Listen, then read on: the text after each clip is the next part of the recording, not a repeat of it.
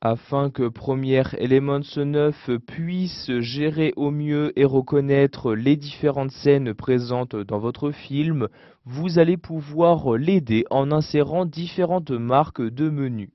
Donc, afin d'insérer avec le plus de précision possible ces différentes marques, il est recommandé tout d'abord de vous rendre en bas et de cliquer ici sur Montage pour accéder à ce mode d'affichage. Vous avez alors cette frise qui apparaît et vous allez tout d'abord devoir placer ici ce curseur-ci à l'endroit où vous souhaitez insérer cette marque de menu. Par exemple, ici, je déplace le curseur vers la droite et je souhaite par exemple couper ici ce morceau à partir de cette scène-ci, c'est-à-dire à partir de cet endroit, je souhaite donc ici insérer une nouvelle scène. Donc pour cela, je clique ici sur ce bouton pour afficher les différentes marques disponibles. Ici, nous allons nous intéresser aux marques de menu. Je clique donc sur la marque correspondante, puis sur définir une marque de menu. J'ai alors cette fenêtre-ci qui apparaît où je vais choisir ici dans ce champ-là le nom que je souhaite lui donner. Par exemple, ici je vais mettre scène à la plage. Donc ici j'écris scène à la plage comme ceci. Ensuite, je choisis le type en cliquant ici sur la flèche. J'ai donc le choix entre une marque de scène pour diviser une même vidéo en plusieurs scènes. Je peux également ici insérer une marque de menu principal. Cela me permettra donc d'accéder au menu principal de mon DVD plus simplement. Ou alors je peux ici choisir d'insérer une marque afin de revenir directement au menu principal en arrêtant la lecture de cette vidéo. Donc ici, je vais donc insérer une marque de scène. Je clique donc sur marque de scène comme ceci. Je peux, si je le souhaite, afficher un bouton menu animé à partir de cette scène en cochant ici cette case-ci.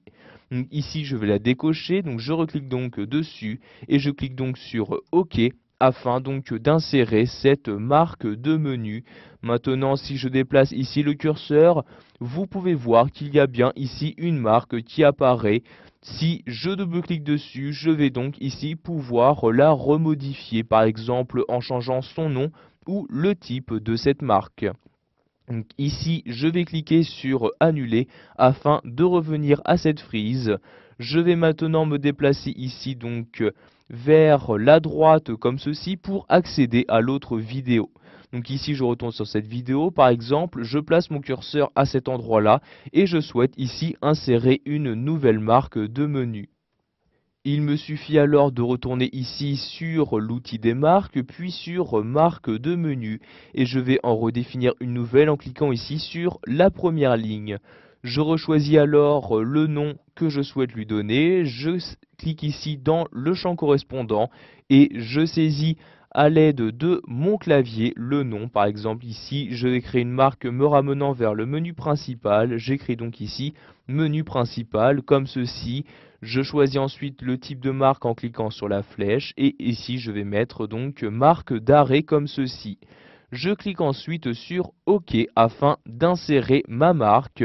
Et maintenant, voyez, si je déplace donc le curseur, vous pouvez voir ici qu'une marque apparaît bien et celle-ci est rouge. Cela correspond donc aux marques d'arrêt.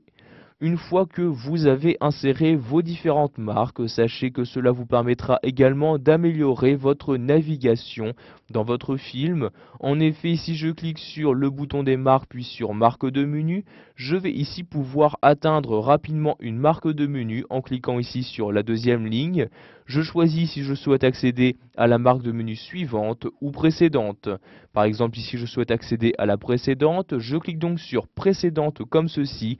Automatiquement, l'endroit où se trouve cette marque a été sélectionné et je peux alors ici donc naviguer à partir de cet endroit directement dans mon film.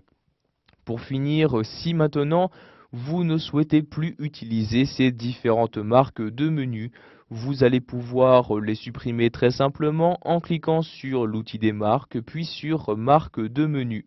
Vous allez alors ici, si vous souhaitez toutes les supprimer de votre projet, cliquez sur la dernière ligne, effacer toutes les marques du menu.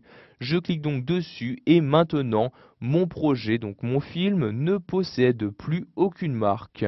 Voilà, vous avez appris dans cette vidéo formation à insérer des marques de menu afin de préparer correctement votre menu DVD.